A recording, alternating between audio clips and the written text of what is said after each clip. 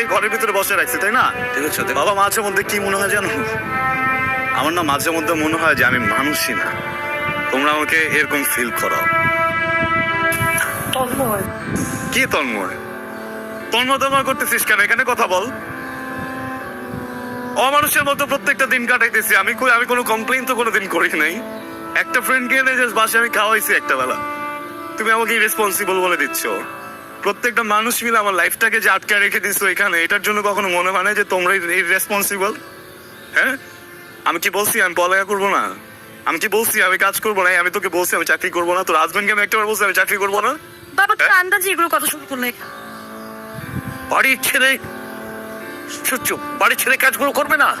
একটা অচেনা মেয়েকে নিয়ে আসবে, একটা সোসাইটি আছে, সোসাইটির মধ্যে একটা ইরেসপন্সিবল কাজ করবে না? ভুল করে ফেলছি, আমি খুবই সরি।